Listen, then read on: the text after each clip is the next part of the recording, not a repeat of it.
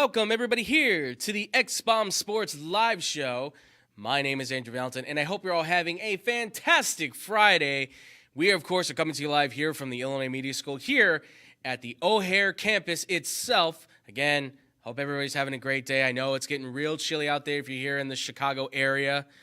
I hate it so much. I hate when it gets cold like this. I really do. I'm a very warm weather kind of person, if you can't tell. It's the sunglasses, of course. But, ladies and gentlemen, with me, as always, I got the main people in the back. We got Jessica, we've got Scotty, and we've got Nick, ladies and gentlemen. Guys, how are you guys doing back there? Doing good. It's been a long week. It has been. Happy New Year. Welcome back. Absolutely. Happy New Year, everybody. Happy New Year to you guys as well. How many days is it okay to say Happy New Year? It's the Curb Your Enthusiasm question. I think we're on the last day. After the first week days. after New Year's Day, the week of New Year's Day, I would say, and that's it. Okay. Once if you start saying Happy New Year after that, then you must really have not liked that person because you haven't seen them in a while. Then clearly, I mean that's just my interpretation of it. I would say.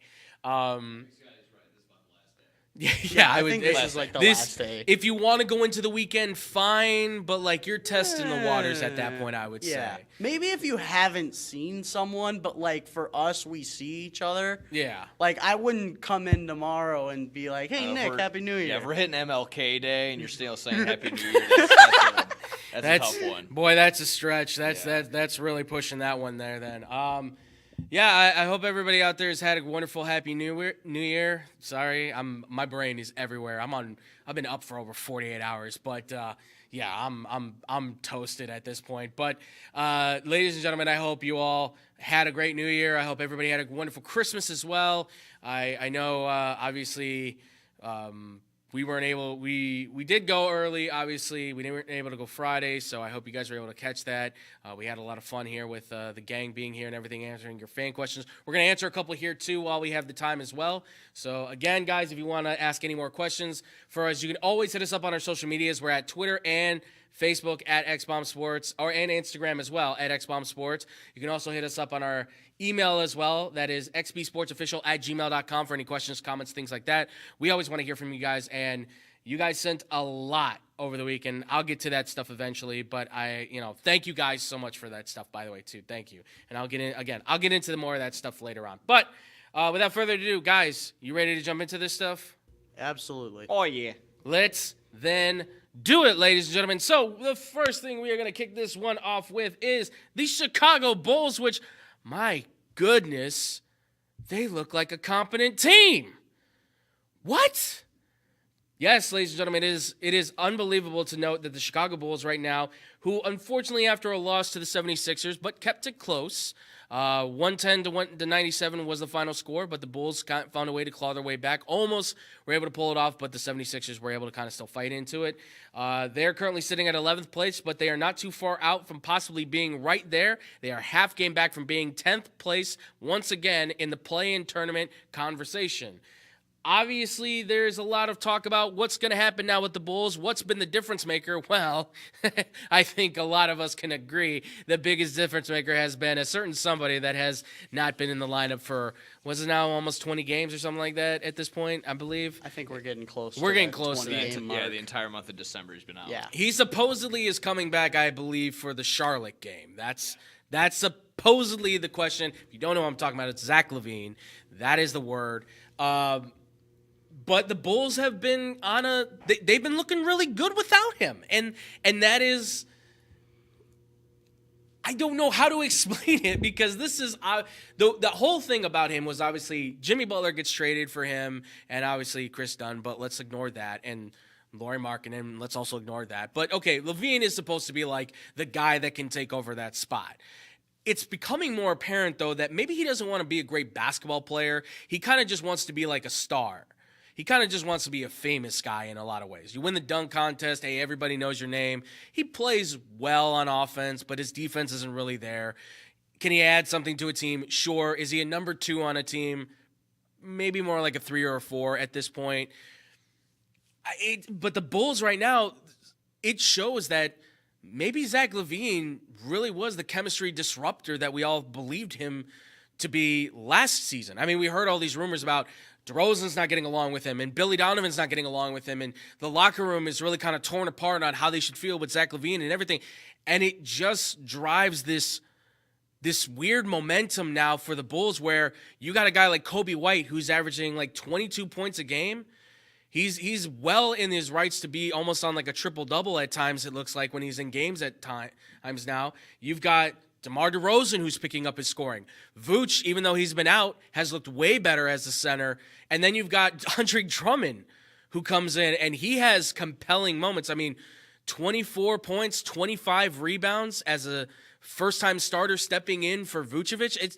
There's a lot there. And I throw it to you guys. Obviously, there's a lot with this Bulls team. There's even more. I mean, we've got 6 players without Zach LaVine that are scoring in double digits with this unit.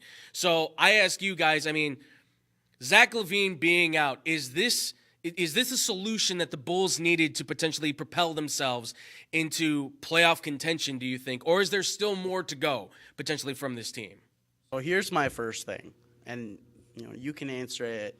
Andrew, you can answer it. Do you think the Bulls have kind of benefited from a little bit of an easier schedule over the course of Zach LaVine being gone? Oh, no. They had that big stretch of all those 6 games where they played 5 big playoff contenders. I don't know. Yeah, but they've also had multiple games against the Spurs. They've played the Hawks. I mean, multiple. They've had 2.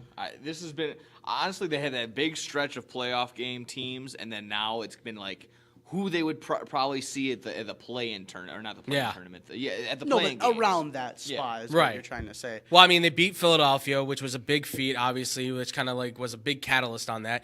And then they did beat the Lakers, too. And obviously, you can go back and forth on how you want to look at the Lakers or not, but it's still the Lakers. It's still LeBron. It's still Anthony Davis. It was still beat them 124-108. Yeah, exactly. Like, they beat them pretty handily.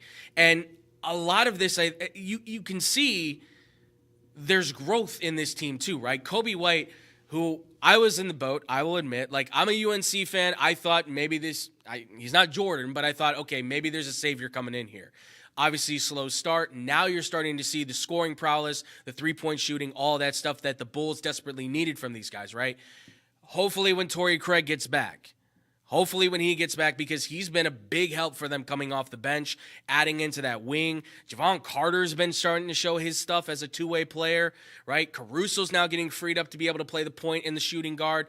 There's a lot of opportunity for this Bulls team now where everybody's getting involved in the game instead of, hey, the guy we're paying $215 million to? We have to feed him the ball. Otherwise, it makes us look like idiots for paying him so much money. Scotty. And I think that brings up another problem. The amount of money he's making, the Bulls looking so good, maybe you want to unload him, but it's kind of looking like no one really wants him. Yeah. Because of the money he's making. He's on a massive contract for not the best performance that he can put out there. We've seen him play a lot better, and he fits in at a number 3 spot on some of the teams that maybe want him. But there's 2 problems with that. The teams that are going to put him into a number 3 situation, they don't have enough trade value to trade back. Right. They also can't get salaries to match up, or they don't have the cap space for him.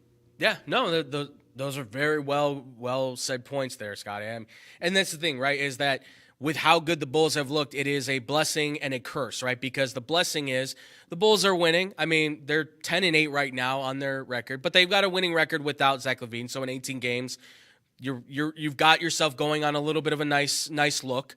The curse, though, is like what you said, like the value for his market right now is dropping. And I think a lot of that is because of what we see now from Kobe White. Now, is he putting up 30 points a game all the time? No, but the fact that more than not, he is shooting very consistently. He's showing scoring prowess. Yeah, he's having a great year. And consider that LaVine was putting up numbers very similar to that, last year, right? He was averaging like 22 points a game as well. Like, those numbers are very similar to what we saw from LaVine just last year, if not better due to his assist ability. And he also has the ability to get rebounds, I think, better than LaVine does. So that kind of hurts LaVine's ability to get traded, because now it's like, well, the guy that you have backing him up is better than him, and he's playing point guard, and he's doing a better job handling the ball than LaVine ever did. I can see where it was addition by subtraction, possibly.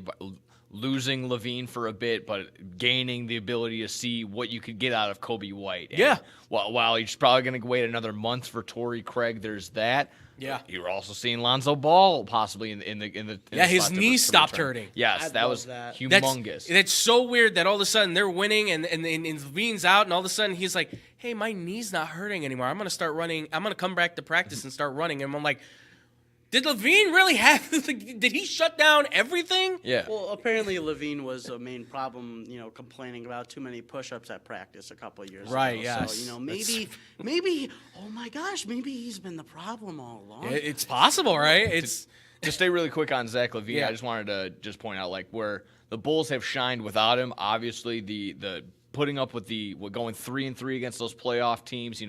Losing in overtime to the Bucks, that was another. That's one. Right. That's a loss right there, and losing on the buzzer beater in that stretch as well. But looking good against others, looking good against other teams that you'll most likely see when they beat the Hawks. Right. It lost to the Cavs and other stuff like that. But it's those games. It was the game against the 76ers where there's not enough scoring where I can see it through both lenses. While yes.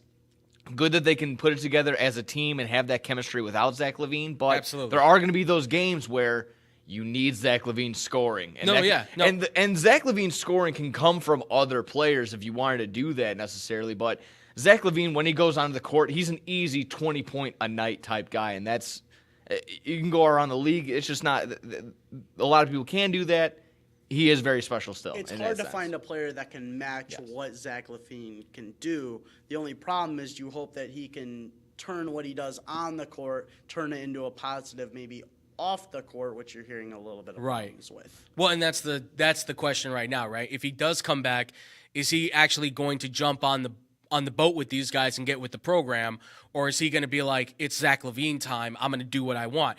That's a huge question, and we're going to find that out, obviously. If Charlotte's the game he's coming back for, we're going to see how this plays out then.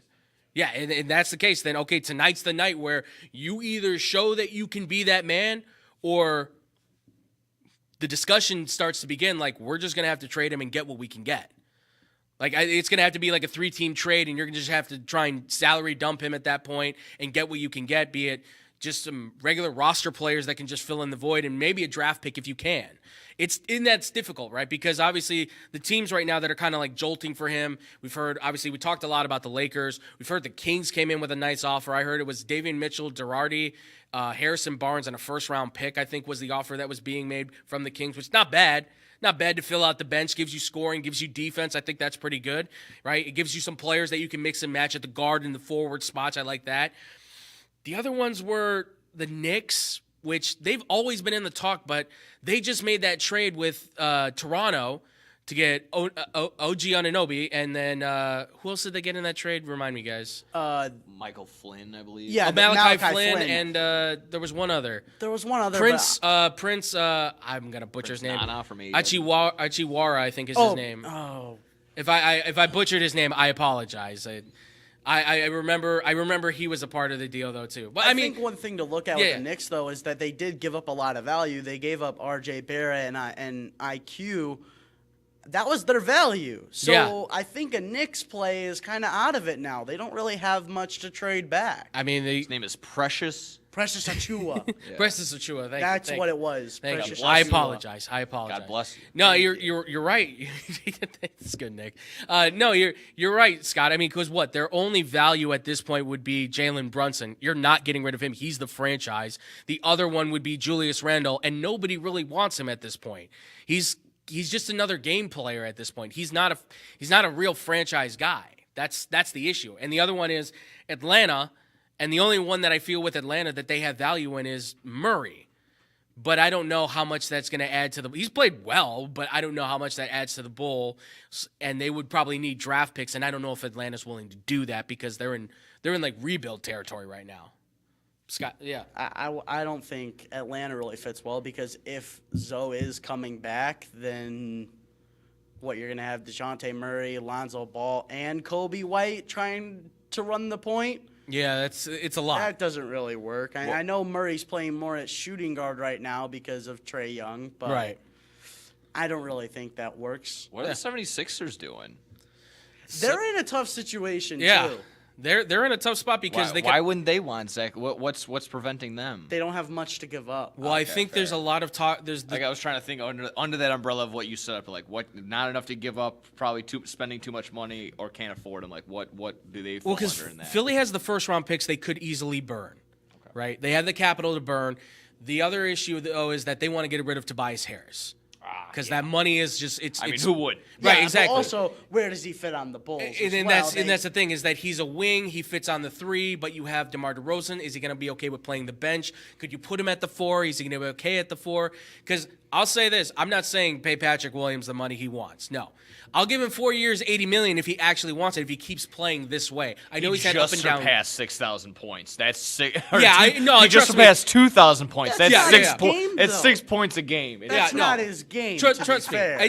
I'm not saying What is his game? That's the Defense. issue, right? Is that his game is kind of all over the place. This is a guy who was considered a Swiss Army knife. Like, what's his game? Yeah, he's supposed to be a defensive specialist, and then he's supposed to be maybe a stretch 4. It's just he's kind of all over the place. Well, that's the problem when you draft a 6th man out of college. You know, I mean, with a top pick in the NBA draft. Listen, obviously now in hindsight, playing Monday morning quarterback, right? It looks bad. I thought he was gonna maybe be something like untapped potential, right? But that's kind of the problem with the NBA. You draft a 19-year-old kid, whether it be Zion Williamson or any of these guys. Obviously, Zion's playing great, but you never know, right? Zion could have easily came into the NBA, and we still don't know. He could be a bust. The guy's over 295 pounds, and you want to convince us that like he's not lazy or anything. Like I'm sorry, like he could still end up being a bust. That's what I'm standing on. So, yeah. One quick question here. At what point, if he does come back, if he doesn't come back, at what point do the Bulls need to get to where they either say, we're making a push not only for the play-in, but to actually make the playoffs and maybe start pushing their way up the East? Or do you say, blow it up? It's not working, blow it up. At what point do they need to make that decision by? I would say, and this is just me, I would say that they would have to be 5 games above 500. Ooh. So I think they'd have to be 25 and 20. And they'll have to do that probably before the All-Star break, right? Yeah, absolutely. I mean, No, you have this to do deal that needs before to the be All-Star done break. before the All-Star break. If you can get to 5 games above 500 by the All-Star break, I think you're in a clear cut where you can compete with Cleveland and those teams and things like that because that's showing that you're right there with them.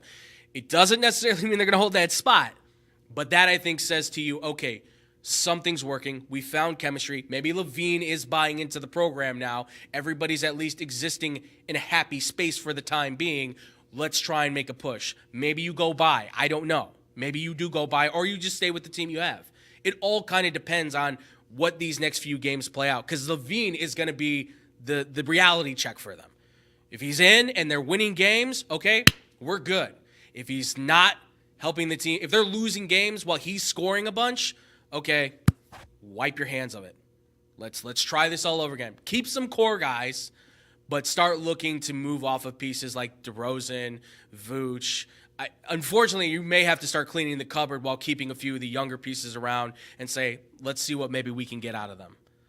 Because you have to have something there to at least build around, unless you can find the foundation. And this draft it's got good players. There's a lot more question marks with them than we want to see. So we'll see what happens with the Bulls. There's a lot of questions. I'm excited at least. There's a glimmer of hope. There's a glimmer of hope. And before she kicks us right in the yin-yangs, we're gonna ride this hope out, ladies and gentlemen, and be happy with it. Because we've seen what hope can do sometimes. She can come in and she can hit you hard. She really can. Just don't make hope angry and we will be okay. I promise you, Bulls fans. I'm riding with the Bulls for right now. If they break my heart, though, we're going to have to start talking about a different team. I'm happy I'm not a Bulls fan anymore. It's been great. Hey, man. We can talk about the Minnesota Timberwolves, my T-Wolves, anytime Hey. soon. How too. about we talk about the Bucks? With the good win last night, huh? Get your Cream City away from me, you weirdo. Whatever. The best player wasn't even the one that won that game. It's Wemby. All right. Giannis put up 44 last night. Yeah, I know. Okay. I saw the score. I looked at it. That was insane. But you're going to see one of the best players ever come. You're going to see 2 of the best players in the NBA start playing against each other like that. Trust me. All right, folks, when we do come back, though, we're going to be talking about Justin Fields and the Bears, the situation that is in place that is being talked about all over the country. We're going to be talking about that next here on the X-Bomb Sports Live Show. Man, I'm so hungry. I need somewhere to eat fast. I have no idea where to go. Psst. Hola, me llamo El Taco de Taco. You know where to go for the amazing taste that'll have you craving more? Taco Bell.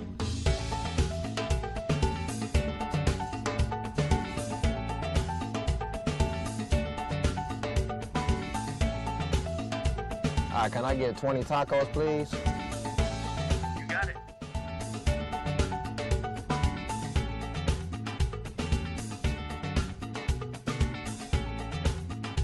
Thanks, Taco. De nada.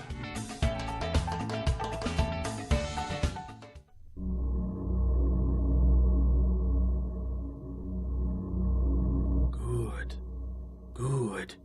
That's it. Eat the tacos. Taco Bell. Live más. Wear your best attitude. Feel the power. Run towards your goals. Make each footprint count. Believe in yourself.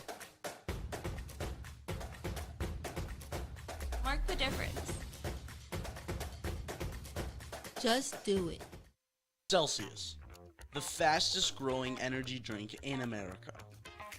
0 sugar, low calories, and 200 milligrams of caffeine. Celsius is the ideal drink for anyone who wants to get the most out of their day. 4 distinct flavors: orange, kiwi guava, wild berry, white peach. Drinking Celsius prior to fitness activities has proven to accelerate your metabolism, burn body fat, and provide essential energy. Celsius. Live fit. The official drink of Chad Podcast.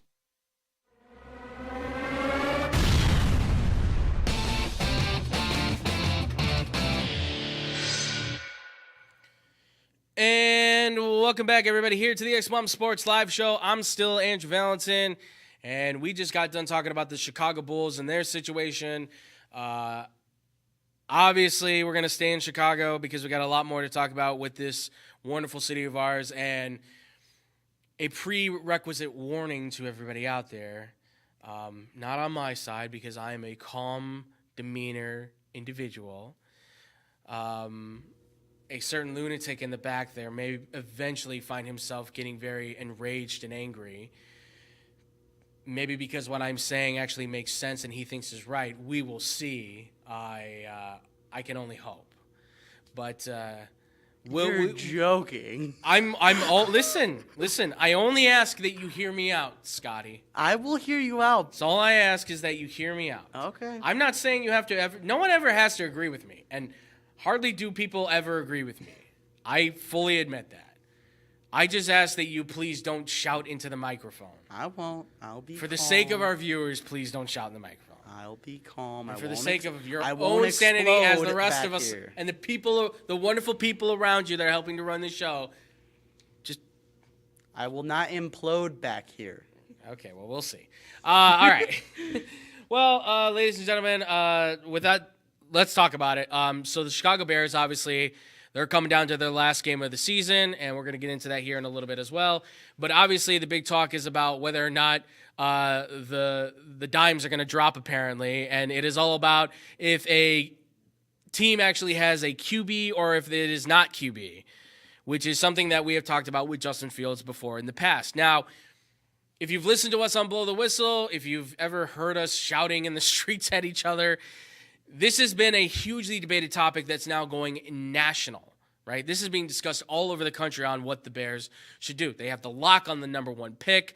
Obviously, Justin Fields has shown a lot of growth since the last season and obviously his rookie season being in his 3rd year. The question obviously comes up as to whether or not he has done enough to secure the starting job as the Chicago Bears. Is he truly the franchise quarterback that the Bears can go forward with? And it seems as though this city is kind of torn into 2 sides, right? And there's a lot of people that obviously really want to keep him, and it seems like that side is starting to overload with people for whatever reasons it is, but obviously there's a lot of people that really like what they've seen. They think that there's production there, and that's something that you can continue to work on. And then there is another side of people that it's still there, but there are many that saying, listen, he looks good, but you might be able to do better in this draft. And obviously, when it comes down to this kind of concept, you're looking at college quarterbacks versus a guy who has 3 years experience, right? And the difficulty is to say, does the guy with 3 years experience match up better against NFL teams where these rookies, maybe by their year 3, might match up even better? I think these are the things, and these are the things I think that people need to discuss, because I think there's a lot of individuals. I'm not saying anybody here by it means. I'm not saying anybody here. I want that preference. But I think there's a lot of individuals who are buying into Justin Fields, maybe primarily because he wears the jersey of the Chicago Bears. Again, I'm not saying anybody here. I think there's a lot of people that are just letting the heart of the Bears fan take control of the conversation and say, you can't let him go because he's our quarterback. And that's just not a valid enough argument for me personally. For me, my biggest arguments on maybe why move off of Justin Fields, okay? This is me. Would I move off of him? I look at this as, if I'm in Ryan Poles' shoes, right? If I am in the GM's shoes, you're in your 3rd year. The team has had success here, yes, but they have a losing record right now with this quarterback. Has he shown growth? Absolutely. Of course he has. But the growth has kind of looked very minimal in comparison to where others, even in their first year, right, with a guy like C.J. Stroud, who's looked really great here. Obviously, he could slump off in his sophomore year. Of course he could. But by this time in his 3rd year, if you commit to saying Justin Fields is our quarterback by that 4th year of his, and you say he's our guy, and you say Matt Eberflus is the coach we're also going to stick with, that's Ryan Poles really putting his reputation like on the line. Like, that's stamping your approval, saying this is the guy, this is the coach, these are the guys that are going to take us to the playoffs, right? And I feel like if you don't get to the playoffs in that 4th year, Ryan Poles is very much likely to lose his job. I'm not saying he will, but there is a high incentive for Kevin Warren and the McCaskies to say, hey, we've been at this now for 3 years. You're not winning, or you didn't make the playoffs, right? We need to think about going in a different direction. And again, it could or it could not happen. But it is a discussion, I think, that people do not have enough of. Well, what's best for Ryan Poles and the Bears and what his job security could be? Because he doesn't want to lose his job, right? I mean, that's just one way I think you have to look at it in some sort of capacity. Not just what the fans want, what you want. It's what's best for Ryan Poles and what's best for the Bears. Because what did Ryan Pace do more than likely when he drafted Justin Fields? He tried to save his job, yes? Would that be something we can agree upon? Yes. He drafted Justin Fields to try and save his job. It obviously did not work, but I would say that if Ryan Poles were to draft a new quarterback and he didn't work the first year, right? Caleb Williams or whoever doesn't maybe work the first year. He has the luxury to say, but I've drafted pretty well thus far, and and these trades have worked out beautifully for me. So if Caleb Williams or whoever doesn't work out the first year, there's still leeway to say, okay, well, you've drafted well and you've traded well. Let's give him another year of the offseason. Let's see what he can pull off, right? I think there's a little bit more buffer that's given to Ryan Poles as the GM if you go with a new quarterback instead of sticking with Justin Fields, which might be, if it works, he gets a contract extension. If he doesn't, he's likely to get fired.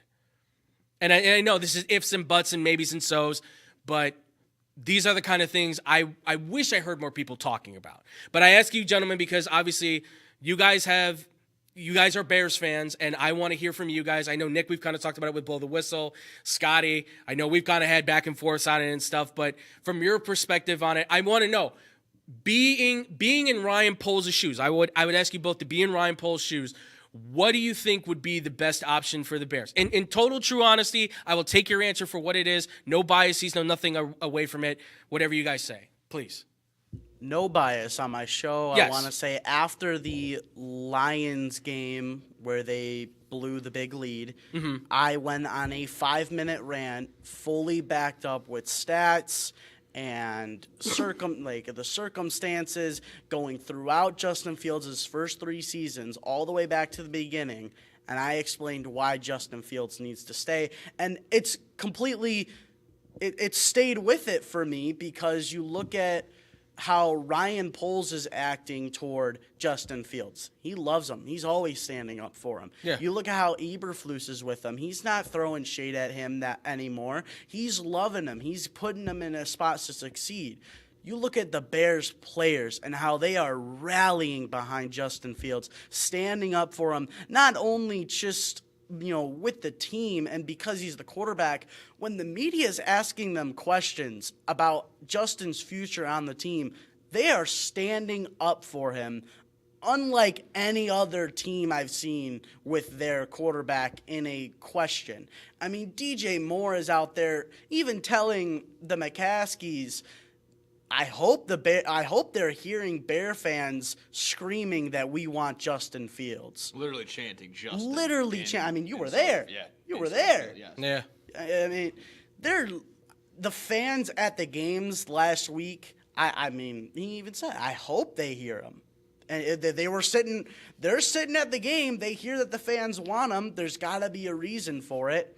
I mean, you look at DJ Moore. DJ Moore has had his best season on his entire career. Now, granted, he hasn't had the best quarterbacks in Carolina, but he's also had Justin Fields out for a couple of weeks this year. Right. Who knows if his season would have been even better if he actually had Justin Fields for the entire season. Yeah. Yes, we are in year 3, and you hope that Justin Fields can be better than what he is right now. Mm-hmm. My big difference is, let's face it, if they get rid of Justin Fields, it's Caleb Williams. Do you really trust Justin Fields in the situation where he's been in the system for 2 seasons, going into his 3rd with Matt Eberflus, maybe changing of guard at offensive coordinator, or bringing in a player like Caleb Williams, who's, yes, we've talked all about how he performs really well in college and what he can do on the field, but you have no clue how it's going to translate to the NFL. Justin Fields has obviously struggled, but also torn up NFL defenses. Going into his 4th season, you also still have 3 years of contract flexibility, 1 year on this little contract, another year with an option in his 5th year. You also have a free franchise tag option. Yeah. So that's 3 years of control with a guy who's proven himself in the NFL, but still needs to improve. Yeah, no, Nick, you're right. I mean, that's the biggest thing, right? I mean, however he performs, if he doesn't perform to that level potentially, if he does possibly outperform himself or he thinks he's owed a big contract, right, unfortunately, because of Deshaun Watson and many of these other quarterbacks that have now gotten the big bucks, right? Daniel and listen, Jones, Lamar Jackson. Right, Lamar Jackson, Jalen Hurts, Patrick Mahomes, all these guys, right? Because of them, and obviously they're performing at a level that even Patrick Mahomes this year, I would still say, like, yeah, you kind of got to pay him. Like, I still think he's the best quarterback in the NFL, regardless of what his numbers say. But it's different, and the contract thing isn't really what gets me with him. It's just the fact that every time I've watched him play, my biggest knock with him is always the defensive reads that he's making. He struggles with that still, and it's your 2nd year in this system, and I don't think Getsy's very good. I think Aaron Rodgers blew a lot of smoke up on people's faces and made them blind to what Luke Getsy really is, which is Luke Getsy was riding on whatever juice train that Aaron Rodgers put in front of them. So that's what I would call it. Whatever you want to call it is what it is. But I mean, when your offensive coordinator's throwing 22 screen passes, how could you blame the quarterback? And I hear this one argument a lot is, well, Justin Fields should be calling his own plays in situations like that. No, he's following the game plan. And we even saw a couple weeks ago, he yelled at Getsy on the sidelines, like, why are you calling these plays? Yeah. Well, he still has to run it. He's a quarterback. If he doesn't run them, you know what's going to happen? He's going to get blackballed by the NFL, and he's never going to make a team because he wants to run the show himself. He's got to follow what the coaches want, and the coaches, Luke Getsy, are failing him. Okay. I just think it would be way easier to get rid of Fields if he was just not as nice of a guy and come out. He's such a class act on the mic. He's a good dude. And he's such a good teammate. You see the interaction between him and DJ Moore. Yeah, they're tight. It's a tight bond, and that could ultimately, if there is come down to it, that could be a huge factor on the team. If Fields does go somewhere else, that could affect everybody else's play in that sense. Yeah. Just an overall morale lack. And I'm trying to see it through both ends, through the side of hey, keep Fields. We've seen that it's gotten better as the year progressed. Or try again. Got a new kid, a potential generational star, whoever that may be. Yeah. But I was trying to go back and sure, again, that's the biggest thing on Fields for sure. What you already said, his ability to read defenses and that being that late, and that's a huge issue. But I always go back to, and I'm trying to go back to just when you go to Fields' mistakes throughout the season, throughout the game. Go to whatever specific one you want to, and name a particular player. Is Caleb Williams making a better play in that position? Is Bo Nix making a better play, a better pass in that particular time? Is Jalen Milroe? We can go down the line of names. Overall, I just think that at the very least, it's a very important decision. I think this draft, this first overall pick, is much more valuable than last year's number 1 overall pick. Is that safe to say? No, that's absolutely. I mean, listen. When there's a clear-cut number 1 this year as opposed to last? Yeah, I said this on Blow the Missile. I'll say this here too. I think this could potentially be one of those top 5 generational draft classes because of just based on what these quarterbacks look like. And I'm not saying that they're all going to hit. They could all be complete busts. Yeah, but this from could be where like one of those when NFL throwback is like, take a look at this draft Right. class. This could have the what if. Like if you this look at happened. like the 83 draft, right? That 83 draft, for those who don't know, 1983, that's John Elway being the number 1 pick, going to the Colts, obviously traded to Denver. Then you've got Jim Kelly, who ends up being a Hall of Famer for the Buffalo Bills. And then there's Dan Marino, who goes all the way to the bottom. Yeah. Not to mention all the other Hall of Famers that were non-quarterbacks in that draft. And then you had Todd Blackledge, Tony Eason, and what was that other guy's name? He played for the Jets. Oh, yeah. Ken Davis? No. Ken O'Brien. Yeah, Ken O'Brien. Who's ever heard of Ken O'Brien before? Only Jets fans. But then on the other end, you could get Eli Manning's draft with You could. Ben Roethlisberger, Phillip Rivers. And Ben Eli Roethlisberger's draft Manning. is not a bad one. Remember, Eli Manning, well, they were in the same draft. What am I talking about? Well, yeah, that's what I'm saying. Right, You so- could get a draft like that. Which Joe Burrow, Justin Herbert, Yeah. and Tua kind of fill that void right there. Yeah, all 3 of them look like they're actually going to be good. So this draft is 30 for 30 worthy, similar to the 83. It might It be. could be. It It really, could be. Listen, it really might be, especially if we're talking let's say the Bears did make this move and Fields goes off to Atlanta, and somehow the Bears and Atlanta met each other in the NFC Championship. That would be that definitely puts it on third. I think this draft class could be game changing for not just the Bears, everybody, but certainly for Chicago, because you've got 2 first-round picks. If you're going to use one of them, I think needs to be used on a wide receiver, because now more than ever you need a receiver. Be it Marvin Harrison Jr. or Malik Neighbors or Rome Odunze. I would say right now it should be Harrison Jr., Neighbors, or Thomas Jr., the other guy from LSU. Because the LSU wide receivers right now are all making Pro Bowl. Marvin Harrison Jr. looks like a generational talent. It's hard to pass on a guy who's got this great name. And watch out, because Cardinals fans want Neighbors. So I've seen some mock drafts where where the Bears have gotten both Harrison Jr. and Neighbors, but Cardinals fans and a lot of things I've been looking at, they want a receiver. Because they're saying that the Bears are going to take Harrison Jr. So then it's the next best guy up, in my opinion, is Neighbors. Yeah. Even though I honestly think Thomas Jr. could be a better receiver, because he's just like Marvin Harrison Jr. He's just not as known. That's the only thing. He was a nobody until Jaden Daniels was throwing him the ball. And there's another guy, right? Jaden Daniels and Michael Penix Jr. These are guys that could also be – listen, Michael Penix Jr. could be the next Patrick Mahomes, right? Jaden Daniels could maybe be more ready Justin Fields. I don't know, something like that. I think he's like a bigger Kyler Murray with less distraction. Guy loves football from what I understand. Doesn't love double XP weekend? Yeah. Doesn't worry. I think he said he doesn't even have a video game system. He's all football. I don't buy that for a minute, don't get me wrong. That's a psychopath. That's a psycho. If you're not playing Madden, look at Ken Burkhardt playing Madden. It makes him a better player. Hey, come on, man. I was I playing know he's not on a NCAA. team, but, I was playing NCAA 12 up in my apartment with my boys on my PS3 back in the day when I was in college. There, I dated myself for everybody. Look, ultimately, I'll finish this off, and then I'll let you guys have your final say on what we think the final verdict is. But I think ultimately it's going to come down to what Ryan Poles and Kevin Warren are going to want, right? be it a coach and a quarterback, they have to go in here, they have to evaluate the talent, talk to the scouts, and figure out what they think is best for the team from their perspective, right? Do you keep the coach? Do you fire the coach? If you do, who are you going to hire? Is he going to be the right guy? Do you want to get a fresh quarterback in there with them? Do you want to keep the quarterback and see if he can work with them?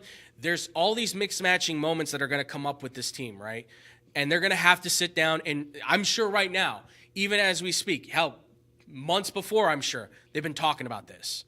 This is not going to go away until we finally see what happens in the draft. But, sorry, Nick. Oh yeah, no. My final. I was just gonna say if we got quick final thoughts. Yeah, it's absolutely.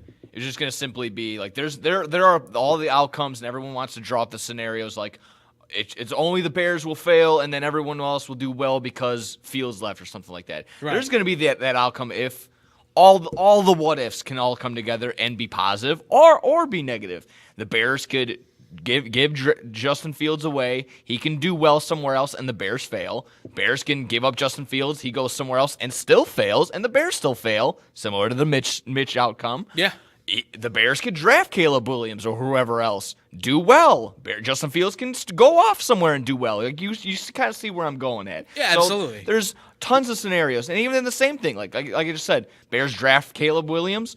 That fails, and Justin Fields can go off and also fail. So I think I may have Truly a multiverse. Yes, That's why I exactly. called it the multiverse. There's so many scenarios that can happen out of this. A million different ways for anyone that says like, "Oh, this is exactly what's going to happen." That's the crazy person I'm trying to avoid. So I've been saying tons of whatever. There's Sports Pit, Blow the Whistle, my No Substitute, shameless plug, whatever. But you ask 100 different Chicagoans, 100 different Chicago Bears fans on one day what they're going to do. They're going to change their mind the next day. You're going to get 100 different answers every single time. So that's where my headspace is at. Absolutely. It's going to just have to come down to the draft day. That's it. Yeah. Absolutely. My Scotty? last thing I'm going to say is I believe Justin Fields is the guy for Chicago. That's not a fan in me. That's me looking at seeing what he can do and what the Bears have options to do in the offseason. I believe he is the guy. Okay. If I'm going to take my fandom out of it, going to take my opinion out of it, the way I'm seeing the Bears offseason and their outlook in the future is here's the situation. They keep Justin Fields. They keep Matt Eberflus, getting new offensive coordinator. They trade back from one just like they did last year for a massive hole. They get Harrison Jr. and an offensive lineman, the guy from Notre Dame looks really good. They get a new center in the offseason, and they go with that. That's the way, looking at some of the moves, some of the reactions from the players and the management, that's the way the offseason is looking like it's heading toward. Okay. That's just how I see everything going down, the way that it looks right now. Yeah. Am I a huge fan of it? I'm going to take myself out of that equation because, like he just said, I can feel completely different if Justin Fields put up a huge stinker next week against Green Bay. I mean, that's the thing, right? Like you said, Nick, every other day you'll get a different answer. Every other day that ends in Y, you're going to get a different answer from people on what they should do with Justin Fields. And it's not just in Chicago now. It's gone to that national level. Everybody is talking about it. I've talked to people now in California, some of my buddies down in Texas, some of my people in New York. I've talked to multiple coaches that I have connections with doing the recruiting stuff. And I tell you this right now, it is a fine dividing line right now between those coaches on, like, some of them saying, I'd probably keep the kid and develop him. And some are going, yeah, I'd probably trade him and get a new quarterback. Like, everybody's giving me the different feedback, and it's offensive coordinator, defensive backs coach, like guys from different walks of life. Everybody has a thought on it. My only consistent answer for this has been that I will change my answer every single day. So that shouldn't be good. That shouldn't be how it rolls. And again, I literally talked about it yesterday, and I'm already probably contradicting myself to how I already feel or what I already said. So again, I'm changing it every single second. I said whenever you give a Justin Fields take, it should come with a timestamp because again, it will change by the minute. Absolutely. I want to make one final thing, and I don't want to speak for someone who is not here, but I did hear him say throughout the week, because he went to the game last week to see his favorite team, Atlanta, who was in contention to trade for Justin Fields. Even our very own David Dykstra is saying if the Bears were to get rid of him, they would be fools. Okay. I mean, listen, it's all going to come down to, at the end of the day, the men in charge, what they're going to do, right? How everybody evaluates them out. Damned if you do, damned if you don't, I think at this point. I'd hate to be in this situation. If I had to make this decision, I mean, this is the kind of thing where, like, what's that movie, The Good Son, right? Two kids hanging over the ledge. Which one do you let go of their hands on? How about we make a Spider-Man reference on the bridge? Oh, because you don't taking know. the kids or Mary Jane. Come on. Sorry, Scotty. I didn't want to date myself again. Jeez. That's a 2002 movie. That movie's before I was born. I was in the theater seeing that movie, okay? I was young. All right. And I still had a twinkle in my eye. There was still hope. All right. We're gonna get out of here on the Justin Fields stuff. Well, folks, obviously, let us know what you think about the Justin Fields thing. A lot of you have, trust me, and we appreciate it as always. But let us know, what are your thoughts? Keep him, trade him, draft new quarterback, make the kicker the quarterback. What do you think? Let us know in the comment section. Absolutely, Cairo Santos for quarterback. Yeah, I was gonna say that was painful. That man should have made the Pro Bowl. He was a lot of that offense at a lot of times, folks. Clutch kicker. All right, when we come back, we got the pick 6 -1, and we're gonna be answering a few of your questions. That's coming next here on the X-Bomb Sports Live Show. The Chicagoland area has a large number of lonely dogs currently filling shelter pens, just waiting to find a family. Nothing adds warmth to a home like a wagging tail and a warm pair of brown eyes. If you are considering adding a dog to your household, visit the Anderson Animal Shelter, where adoption counselors can assist you in selecting your new best friend. Make your house a home. Adopt a shelter dog. To see a current list of adoptees, visit their website at www.andersonanimalshelter.org or meet them in person at 1000 South LaFox Street in South Elgin. Don't have room in the home for a new furry family member? Donations of toys, collars, and soft or hard non-perishable dog food are always accepted and are greatly appreciated. All animals are spayed or neutered and are waiting with tails wagging to find a loving home. Visit 1000 South LaFox Street in South Elgin or www.andersonanimalshelter.org for more details. Hey, watch your mouth. Why? I'll just put a quarter in the swear jar. Once it's filled, we get a Coors party after work. I've been drinking Coors since my college days. The cold draft taste is second to none. Yeah, worth the recorder, am I right? You know it, mother. Hey, you get those reports done? Yeah. No. You, sir.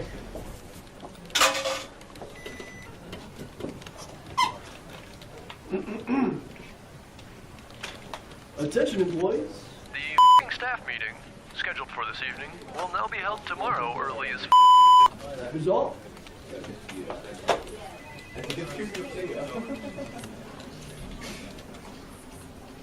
Dudes, we're only 75 cents short. Oh, shh. Where's the boss? Hey, sir, go yourself. You're fired!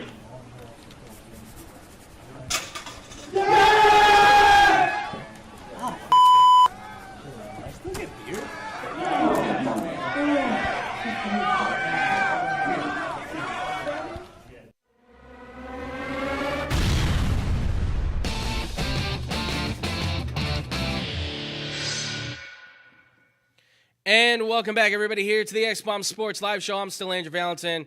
I'm still here with these guys. We haven't killed each other yet. It's Scotty, it's Nick, and it's, of course, Jessica as well. We're all hanging out, doing our thing on here. We just got done having a very civil discussion about Justin Fields.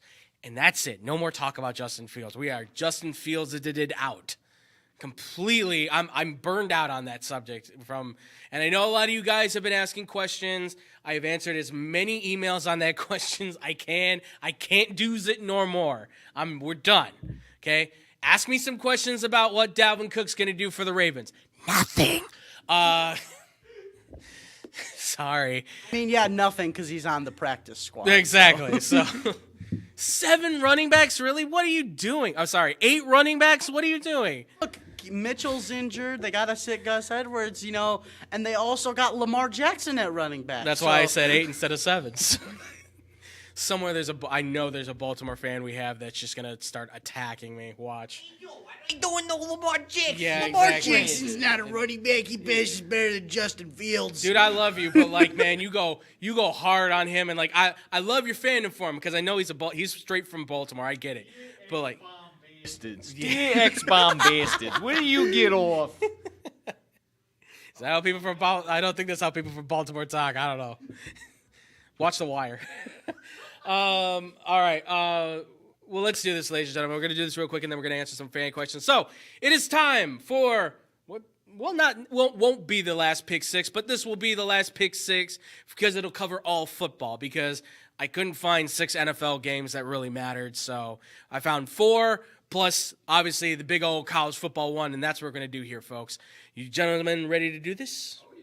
Absolutely. It's been a while since we've done the NFL, but here's the NFL standings from, I want to say, about 3 weeks ago when we did these. More or less, yeah. Yeah, I mean, we're going to have to wipe the Nick board were about clean the and try and same. start over again. Yeah, we're fine. The all college over the football place. one, the graphic I made for that one definitely makes a lot more sense. But, Yeah. Andrew, I do have some comments that I would like to make towards you over last week's show because I was not here to fight you over it. Yes. Let me go through this real quick. He's Number got one, notes. I do have notes. Number one, I it. made a lot of really bad statements. I said I was not impressed by Arizona, and they absolutely destroyed, and I was wrong there. And then I was not impressed by USC, and they absolutely won and destroyed there. But my problem with you, Andrew, I've been to Iowa. It's not that bad. It's not that bad. I beg to differ. It's not that bad. It's listen, a great man, city for football, I man. know. Listen, I know because you got friends out there, and I'm not saying like Iowa City in particular. Okay. Okay. I'm not saying like Okay. I've been to Iowa City. It's fun. It's got Yeah. the college atmosphere there. I've been to Ames, and Ames was terrible for Okay, me. yeah. I will say. Iowa is State football, though, different, is fun. But you were talking about This like, whole state of Iowa, though, Okay. is kind of like it's like one big Idaho. Like it's instead of potatoes, there's just corn everywhere. Like I don't know what to tell you. Yeah, it's but- like when I go to Nebraska. I've been to Nebraska many times, and I just go, yeah, more corn along the way, and then every once in a while you go like, oh, Lincoln, and then you go right through Lincoln, and So let me just say, standing up Please. for Iowa here, okay? ahead. Iowa's a great place, Andrew. Stop knocking Iowa a City state. is wonderful. Sounds like Ames- Scotty and Slipknot, the advocates for Iowa. Nick, I love that. That's great, man. Thank you. Oh my god. Go Hawkeyes. Absolutely. Okay, fine. But they got their butts whooped, so. Oh, yeah, I said that they were going to lose. Yeah, too, exactly. so. But I struggle and put myself through watching every Iowa football game. that. But that was all the grapes I had from last week because Okay. I couldn't say anything. That's fine, that's fine. Because I I wasn't mean- here, you know. I thought I was gonna get yelled at. I'm like, what game did I do something wrong? And I was not expecting that. Bravo to you, we'll Scotty. look at the Bravo. standings later and we'll see if you did something. Absolutely, really wrong. absolutely. All right. Well, ladies and gentlemen, let's do this. So, first game we got up. Houston is taking on the Indianapolis Colts. Houston is favored by 1.5. Over-under is at 47.5. Gentlemen, kick it off. Who do you think's going to win this one? I'm going to roll with the Texans for the sole reason of it's not a matter of who wants it more. This definitely sets up is who's going to be breathing down the Jags' necks on Sunday because they're going to have to beat the Titans for basically the division. Yeah. I'm going to roll with the Texans. C.J. Stroud is solely that reason. Better quarterback. While, the Colts could have just given up losing Anthony Richardson when they did, but Gardner Minshew said, nah, boys, get on my back. We'll still do this. But I don't think there's enough talent there. C.J. Stroud and the boys, Nico Collins, I think they'll go ahead and get it done. And tons of player contract incentives. Watch for Devin Singletary. I think he needs 73 scrimmage yards for $250K. And then watch for Dalton Schultz. He needs 4 for X amount, and then he needs 6. So hop in there. Bet responsibly. Scotty, what about you, man? I called it on my show at about week 6 or 7. Mm-hmm. I said right then and there that the Texans were making the playoffs. Okay. And I'm still riding that. I think the Texans, they win this one. Maybe I I think it might be a little bit of a convincing win by like 7. I think it's close. I think I it's close and it's high actually scoring. I don't know if it's that close because you want to know why? Michael Pittman. He takes it out. Is he back now? Yeah, he's back. Oh, he's back now. Yeah. Okay, never mind. back from Actually, concussion maybe protocol. maybe it is closer. But the fact that it is at 1.5, Yeah. I mean, it's kind of No hard Zach to Moss get gonna that be all close. Jonathan Taylor. It's Well, that's maybe for the better though. yeah, exactly. But yeah, Yeah. I think the Texans still counter. They'll have Devin Singletary. They'll have who's the other? Damian Pierce. But honestly, that even still losing Tank Dell like they did. They still got Noah Brown. They still have Nico Collins and Dalton Schultz to throw to. Will Anderson will get like 2 sacks and stop Gardner Minshew. Texans taking this one, in my opinion. Okay, I'm in the same boat. I'm saying the Texans, and a lot of it's due to the fact that that defense has been outstanding in the stretch, especially when C.J. Stroud's been down. That defense really stepped up. I'm a big Derek Stingley Jr. fan. My dad knew his dad, and he was a great player then too. So Derek Stingley Jr. is exactly what you want in a shutdown corner. Petre's great over the middle as a safety, and then you've got a guy like Will Anderson Jr. who you can say whatever you want for the Texans taking a huge gamble on him. That's a franchise defensive end.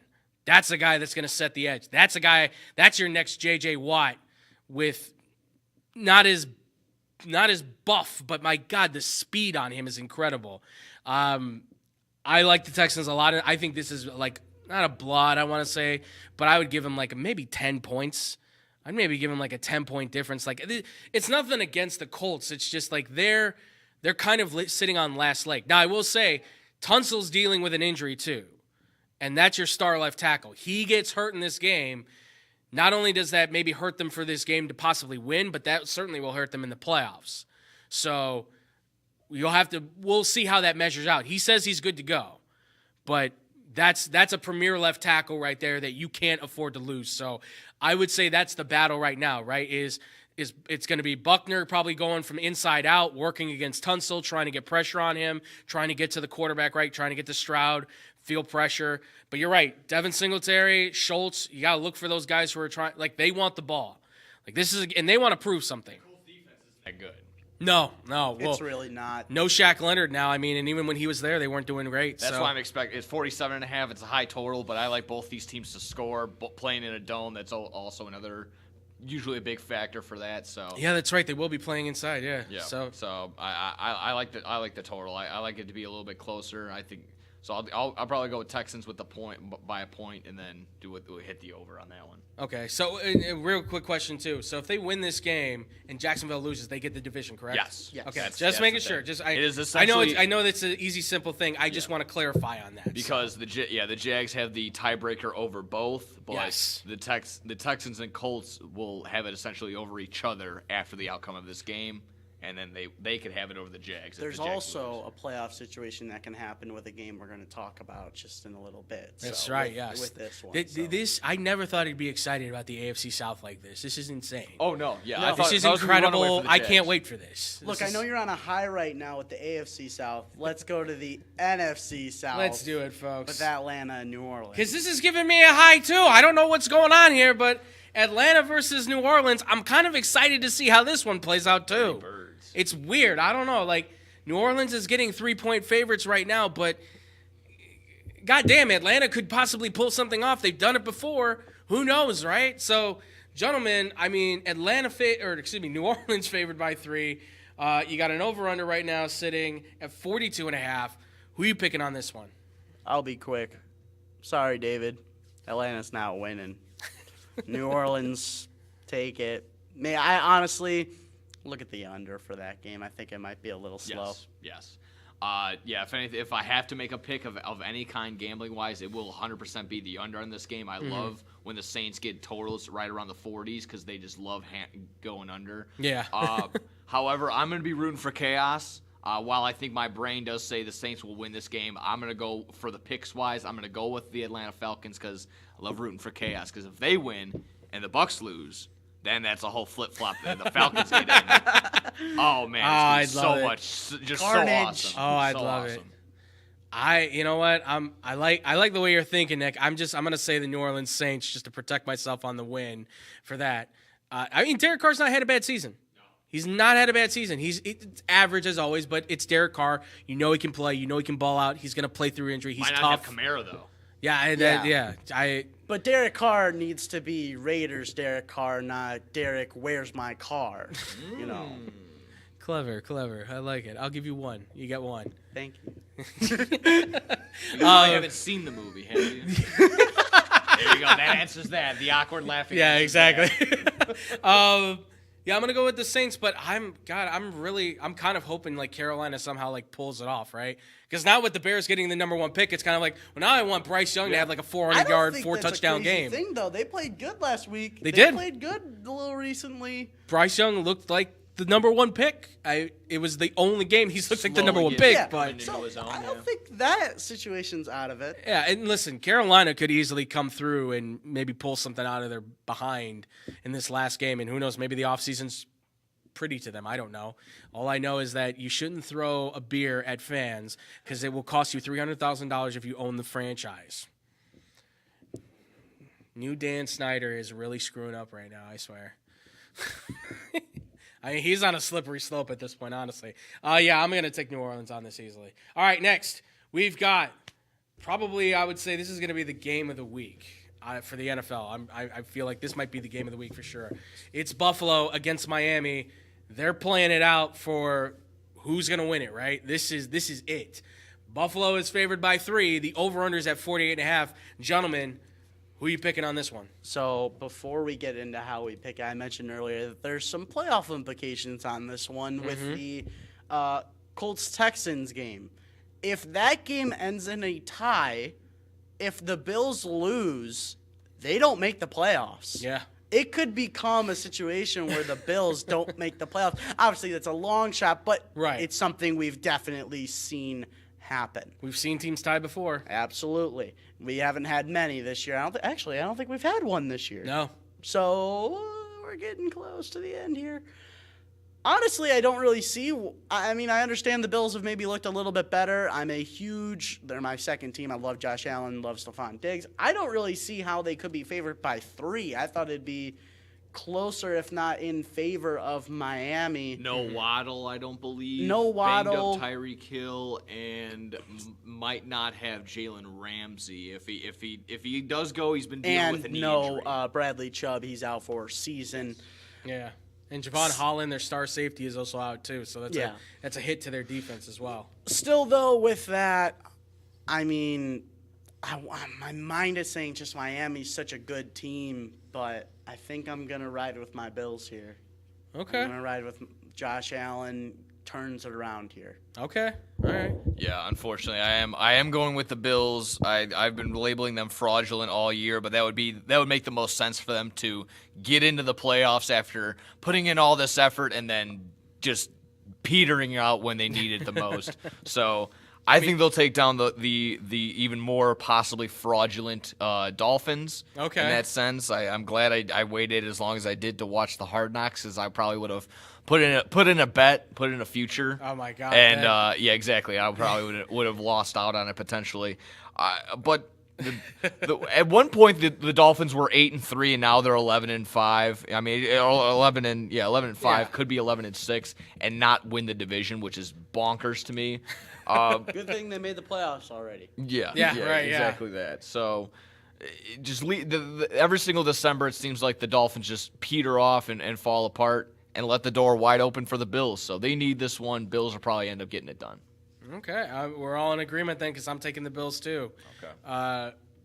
This really comes down to the fact that while the Bills offensively have not always been effective, the one thing I can say is that you get them within that red zone, they do tend to know how to be able to stick their nose in there. And the one thing that the Miami Dolphins do terrible at is red zone defense. They're not good at stopping it.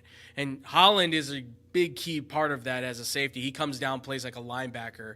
Not having him potentially, or at least him only being at half, 50%, whatever, I can't see Buffalo. I think Buffalo can win this thing easily by like a touchdown.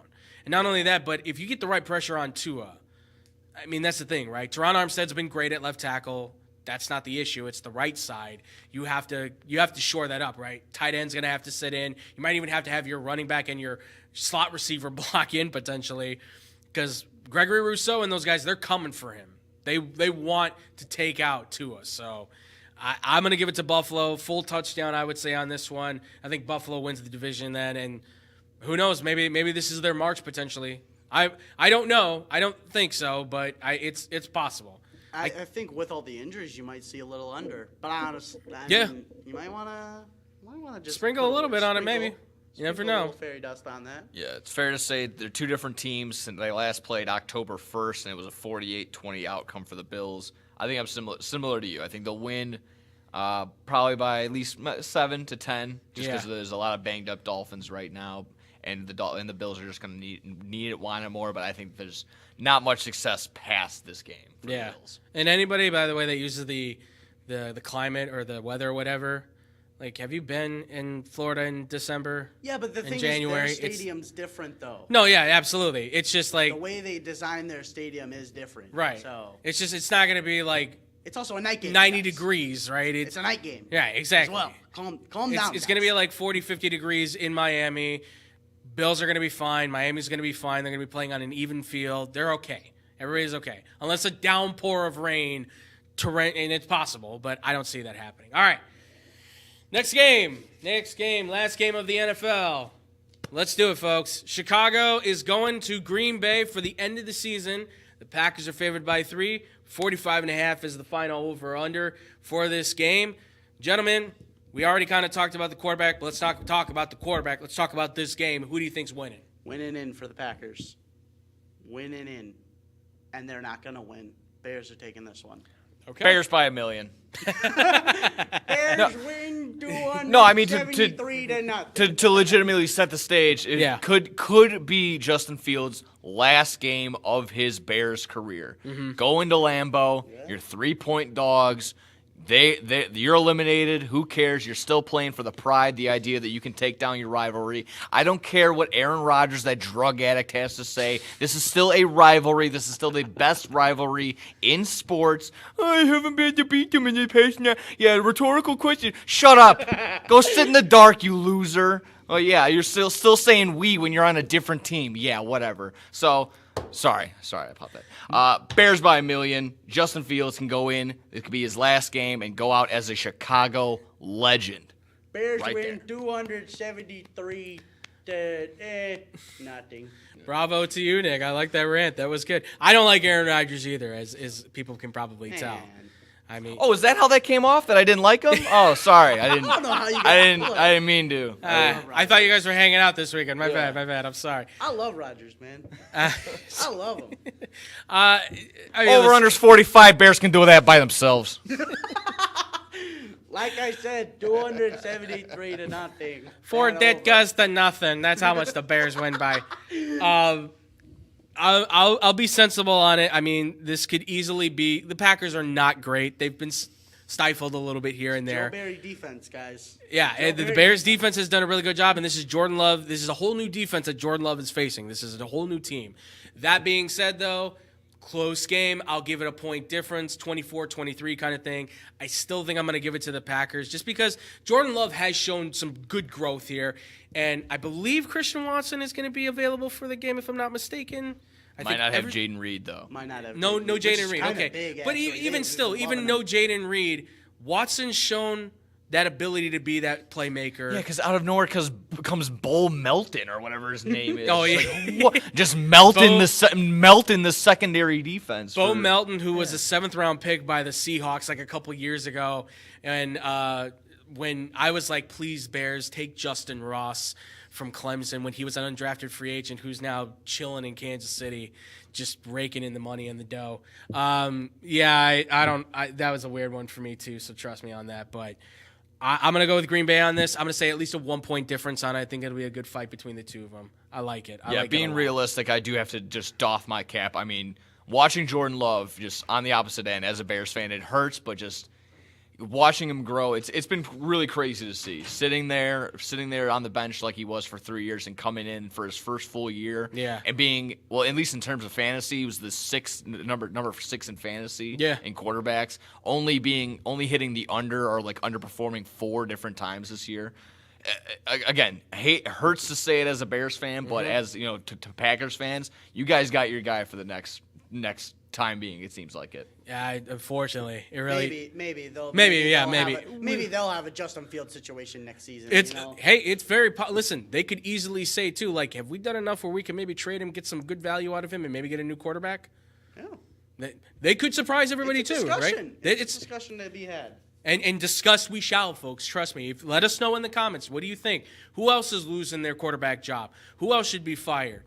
Along with Brandon Staley, who has already been canned. And then we called that easily. Why some dude from LA decided to challenge us on that, I don't know why. Some guy thought he was like, hey, not getting fired. You sure about that? Is Belichick going to take the job? Let us know. Yeah, right. All right, last game. This is it, folks. First off, college football. Recap of last week. Look at those overalls between me and Andrew.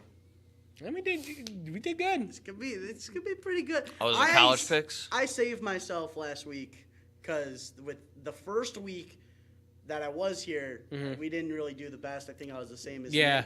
But the week after, I think I went like 6-1. You did. You had a good week. You had a good week. I tracked that too, and I was like, God damn, Scotty's hitting all of these things, man. It was good. Don't worry, folks. We'll keep doing this. We're gonna have to reset the bar, start over fresh, where everybody can make their picks. I don't know if David's gonna be in here or not. He's busy, but oh yeah, yeah, that's awesome. So, but this is it. This is for the marbles, folks. This is the whole kit and caboodle. Number 1, number 2, Washington versus Michigan, baby. Unbelievable. Michigan right now. Last I had checked, it was at 4.5. I'm going to check it again here real quick because that's still 4.5. Jesus. And the over-under is still at 56.5. So, gentlemen, for the national championship, Washington Huskies, Michigan Wolverines, who's winning this one? I've been saying it all year. Every time you doubt Washington, it doesn't go right. I think I've called it on this show at least 3 times when they go up against big teams. Oregon State, another game against Oregon. They were doubted in each one of those games, and they've overperformed, beating them. Michael Penix is turning himself into maybe the second best quarterback in this draft class. And honestly, I just don't trust Michigan to finish it out. I think Washington wins this one. I've been calling it all year. If I could have put in a future ticket, it would have been on Washington. I'm going to ride with the Huskies. Okay. Yeah, I'll double down. I'll go with the Huskies, similar to what you said right there. Michael Penix Jr., kind of the big reason right there. And I can see how maybe Michigan's defense can come in and maybe do similar to things to what they did in Alabama, mix it up, a ton of pressure right there. But Michael Penix Jr. seems like between him and the wide receiver core he has, very talented, can score a ton. And there's also that lingering narrative that Dykstra likes to throw around that just there's something. It's in the air. It's just something that Harbaugh does. He will somehow screw up this game. He hasn't screwed up yet. He hasn't had his what the Harbaugh game. Yes, right, that's what everyone's waiting for, and that could come up here. I wouldn't be surprised either way, but for the sake of this, I'll roll with Washington. Okay. I think I put in my application to Tyler to put in for a Washington fandom because I'm really supporting them. All right, hey. I've been on them all year. I understand it. I'm going the opposite route. I'm going with the University of Michigan. I like the way their defense is played. I think they have the coach that can get it done. I like the Jim Harbaugh situation. I'm down for that. I'm all in on that. I think that team's got it. I think they can roll with it.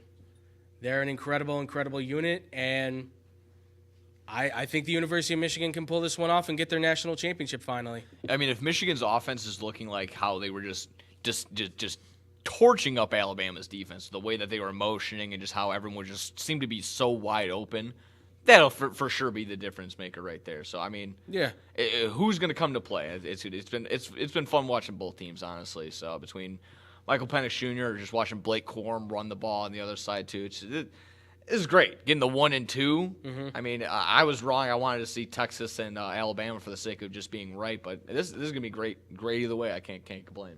Yeah, absolutely. I can't wait to see this game. It's going down, folks, on the 6th. It's happening, and I'm excited. Great offense versus great defense. Maybe the 2 best in the country. We're going to see who comes out of this as the champion. Obviously, let us know, ladies and gentlemen, what you think. Comment down below. We want to hear who do you got winners, who do you got losers, things like that. Unfortunately, I think we just lost somebody. But we got our boy Julius back. I don't know if you're going to be hanging around, dude, because we got some fan questions we're going to be answering again. If you want to, it's up to you. Okay. But with that, ladies and gentlemen, we're going to answer a couple of fan questions to round this one off. Again, as always, we do appreciate it, you guys. It's been an amazing thing for you guys to give us your questions. Again, some of you are asking really weird ones. We're going to get to that when we get to the explicit podcast we're going to start doing around here. That's my alt account. I'm That's hoping my alt we can get to that sending soon. those weird questions. Yeah, thanks, Scotty. You're welcome. But I don't know when we're going to start doing that, but it'll still be on the TV side here. We're just going to be sitting around shooting the stuff, talking some BS, whatever. That's kind of the plan. The name of it's going to be Aftershock. That's the deal. It's everybody in this group that's been a part of this, just everybody talking their stuff. Yes, thank you for messaging us, ladies and gentlemen. I don't know why that keeps happening. What is that? It's the Messenger, I think. I think it's the Teams app or whatever it is. Yeah, the chat app on there. All right. On what, Facebook or something? No, on the computer, I think, over behind you.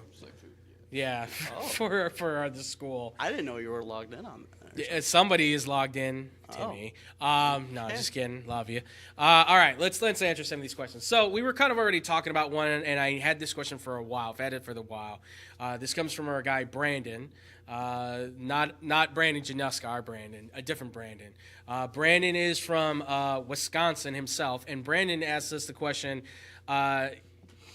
since we've all met here at Illinois Media School, and it's not a traditional school, it is a trade school, he was curious as to whether or not we felt that the trade school route was better than the traditional route of college, of going to a four-year university. He says he goes to University of Wisconsin-Whitewater, where it's a traditional four-year university, and he says he likes it, but he's also been thinking about the possibility of maybe going to another school potentially to continue his education, and he's not looking at maybe going the traditional route if be the case.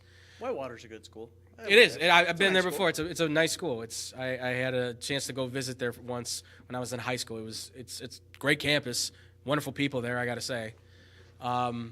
Personally, myself, I will say, just to start it off, I wish I had known about this school well before I knew about the college. I mean, listen, do I regret I went on a football scholarship to my first school. Do I regret that? No, not really. I mean, I took a chance. It didn't really work out. I regret the fact that it didn't work for me. But at the same time, if I would have known about what Illinois Media School would have been, but also if I would have known what I wanted to do at that point, this would have easily been the place for me well in advance. I mean, I've told this story before, but I went to a four-year school, half a year. It didn't work out. I transferred out. I went the full year and transferred out. Went to community college for 4 years, got my associates, trying to figure out what I wanted to do. But I knew I wanted to be in sports media because I had started a blog, found this place, took a tour, immediately fell in love with the place. And then I was saying, I just want to get my piece of paper and get out of here. And then I kept making friends, and then I started a TV show, and now here we are 6 years later still doing this. So myself personally, I would highly recommend to look at all avenues of education, because no matter what, it's what you do with it, I think, that will always matter more than anything. And I'll throw it to you guys to attest to that, or whatever it is your value is to that, on whether or not a four-year education, regular school kind of thing, do you think that that's the way to go, continue to go, or not? I mean, everybody's different, we know, but from your guys' perspective, what do you think? I'm going to kick this one off. I definitely come down here. I'm going to go ahead and kick this off. Definitely for myself, I think trade school was definitely a better thing for me. Like, I tried I did like, I think a year or so community college, and I was learning some stuff, but I'm not great at book learning. So definitely like trade school was definitely more so the way to go for me because I learn a lot better with actual experience and actually being hands-on with the things that I'm doing. So it's a better route for me too. So like I said, I don't knock traditional school because the only thing I want to do, I would like to have done at like a 4-year was probably join a fraternity, but that's about it. Yeah. So, I'm kind of in that same boat. And even then, I'm kind of like, I don't really know if I would ever fit in a frat.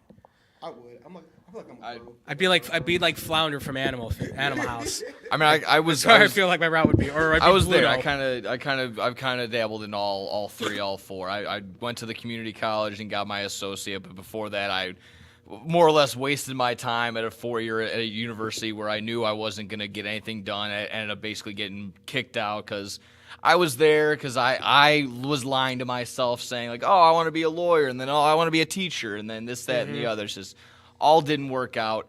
Again, just from personal experience, at the time when I was younger, I thought I wanted the 4-year route, and I tried to get it. It wasn't successful because eventually later on down the line, I was like, you know what? Sick of lying to myself. I hate going to school. I hate doing school type things. Let me go to somewhere where it can just go right into working and perfecting a craft and actually doing something I love. And that's been this. So while I'm glad I did go through that experience of like going through the, I guess, rough times of like trying to figure out what it was or going through the failures of being basically kicked out of the university. I'm glad I did it when I was a little bit younger because I don't know if I would have taken it as seriously as I do now, being just a couple years older, as opposed to being 18 to being 25 that I am now. So yeah, I think again, just speaking for me, that was my route. But I'm sure again, the 4-year university route is still a decent way. But again, in my time there, I've had more experience and more hands-on stuff in the 8-month program and now the 6-month program that I did in 4 or 5 years of going to 3 different universities. Yeah. No, yeah, absolutely. Again, everybody's different. Your experiences differ as well, depending on the school and the people you're around and all kinds of stuff. So, and obviously, I know I'm glad I have this incredible group because without them, this is not happening. I mean, I was waiting to find, like, please give me a group of people that want to do this. And sure enough, I found this awesome group of people that I'm now glad to call my friends, part of my family. So, Scotty, what about you, amigo? Or Jessica, please. Yeah, Jessica, please. Yeah, for sure. I think I'm with Julius. I experienced community college in my 20s, and now I'm 34. And learning by the book, I don't really learn that way, and coming in here, I've learned so much in the few months that I've been here because it's just so hands-on, and you get to explore the creativity that you have, and you're learning the technical skills. So I definitely think trade school is definitely a great option to learn. You definitely, yeah. Absolutely. I'll say one thing because Andrew likes to mention I am like one of the youngest people here. I'm still 20. All of my friends are at 4 years or community college. I went to community college. I was looking around for a 4-year. I knew this place already. I toured it when I was in high school. I knew what I wanted to do. My big thing is, for me, experience in the field you want to go into matters more than anything else. And you can't get much more experience than what you've gotten in just, I mean, I'm 4 or 5 months in, and I've gotten more experience than I would most of my friends that in a 4-year university.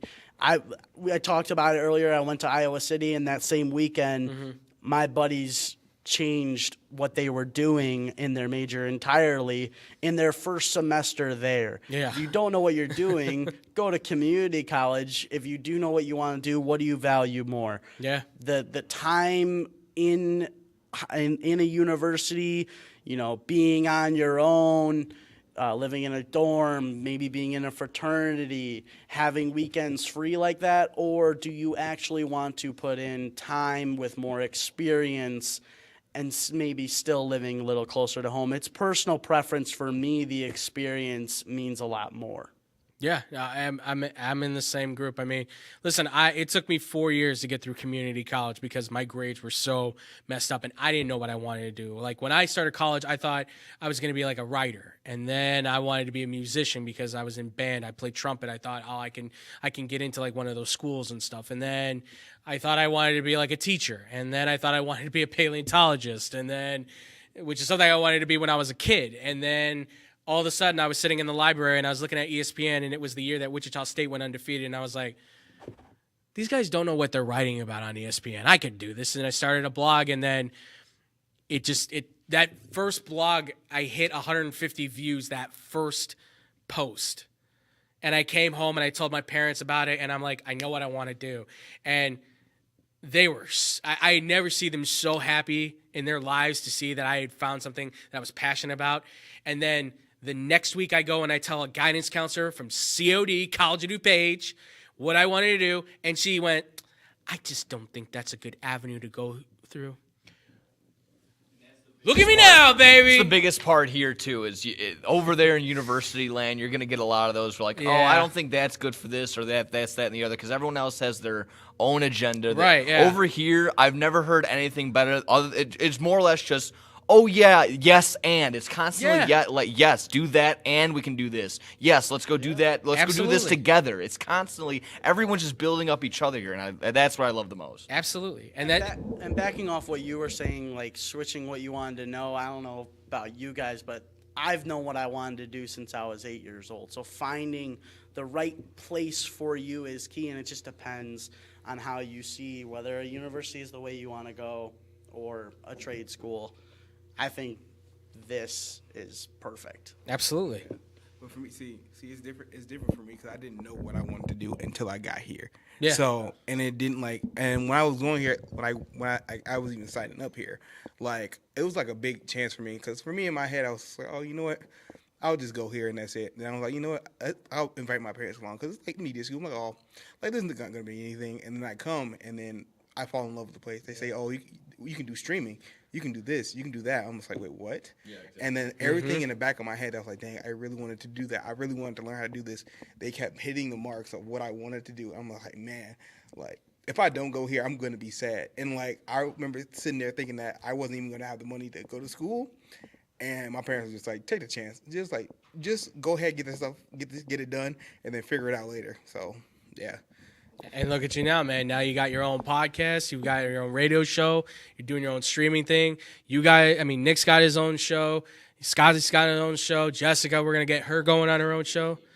Yeah, you guys.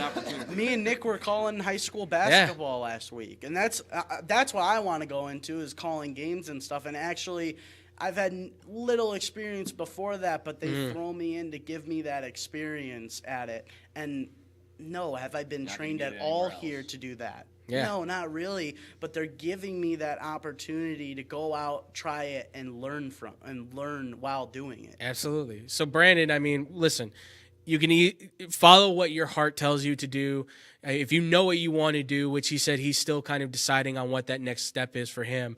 But once you figure it out, man, just start taking those steps. And it doesn't necessarily, and by the way, it doesn't necessarily need to be the path that's already been made. Because you can always, cliche as it may sound, you can always create your own path. Because that's something that I think, I will say we've done here with X-Bomb Sports and Blow the Whistle. We said, we can go the traditional route of trying to get the job and everything, and I'm still trying to do that. Of course, David has it, Tyler has it, but I'm also saying, but you know what? I'm going to try and make this the job too. Because guess what? If I make it, then we all make it. And if one makes it, we all make it. And that's what I want it to be about. I want everybody to be able to have success as well as I have success. And Brandon, for you, I just say, just do what you love. And I promise you it will never feel like work because I hate my job. But coming here is the greatest thing ever, except for the gas. It's killing me. It is killing me. Although it's dropped the price. I like that. But please, man, just do what you love. And I promise you, you will never regret that. You'll have regrets in life, yes, but you will never regret doing what you love. That's the most important. Thank you so much for the question, man. We appreciate that. We'll answer one more question real quick.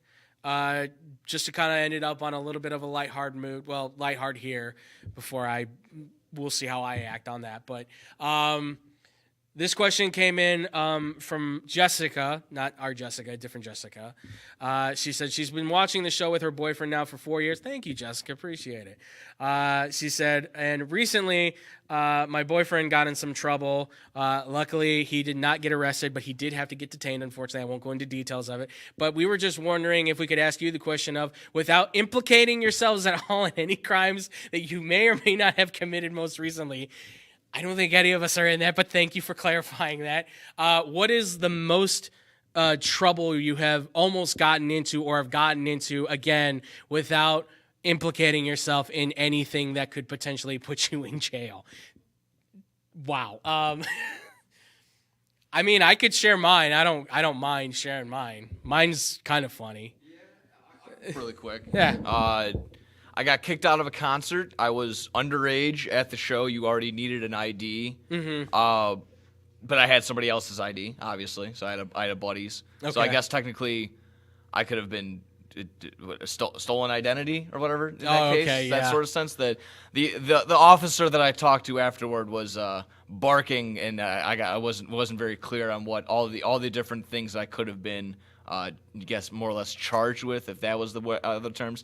I also, I again don't want to incriminate myself. I had some extracurriculars. Right. I had some, maybe a couple like a little boozy added to the strapped to the leg. That's it's gonna happen at a concert. and that's more or less what trigured it when you're patting you down. I'm like, I didn't think they were gonna get that deep, and then they did their job. Sure enough, they did their job, and like I said, it was one of those New Year's Eve ones. Okay. So, again, Yep. kicked out when it should have been an 18 plus show. I was like 17 or 16 at the time. So. Okay. Yeah. Oh, Yeah, okay. I know exactly. Okay. Yeah, I know. So it's been a minute, and like I said, me having my friend's ID, that was the big issue. I'm like, can I actually have that bag? He's like, no, you can get in actually more trouble for having somebody else's ID. I'm like, I'm just gonna call my mom and get picked up if that's cool with you. And absolutely. That was the result. Okay. Anybody else got anyone? Otherwise, I can share mine. I don't mind. I'm a good kid, bro. You know what? I believe that though, Julius. I was gonna say, I don't believe it. You told me about your parents, and I'm like, yeah, that kid definitely did not get out of line. Like, you were definitely like, I feel like there's no way you could have broken out of line. Like, they definitely were on top of you. So I was a good kid. Now my older brother, that's a different story. Okay. We'll save that for Aftershock. How about that? We'll save that for Aftershock. For me personally, my story, this happened back in high school. I mean, it's a while back. I was a senior in high school. After a football game, we went to a party. Everyone's drinking. Everyone's having a good time and stuff. I've told this story before. Nick's heard this story before. But this way, everybody else can hear it. We're drinking. I'm very much inebriated at this point. And the next thing I know, I see flashing lights coming over the top. And my first thought was when did Christmas come early? My brain did not process that these were cop lights as they moved across the sky and then slowly came up the street that they were in. I'm in the backyard, and people now are scrambling out of the place, and I'm going, what's happening? And my friends go, the cops are here. We got to go. Now, we can't go out the front door. There's no way for me to do it, because if I do go out the front door, I'm getting arrested and I'm going to jail. There were a ton of cops. We're talking more than 20 for sure. And the next thing I see is people diving over the fences that are around us into yards. And, where else am I going to go? I don't want to get arrested. I don't want to go to jail. I don't want to get my parents called on me. And my friends hopped the fence. So I got... I got back all the way as far as I could towards the house, got in a sprinter stance, and tried to Usain Bolt launch myself over the fence, only to, from what I was told afterwards, after I saw my very bruised shoulder, I went through the fence like a cartoon, directly through the bottom middle of the fence. I took it out. Like a cannonball just went through the thing.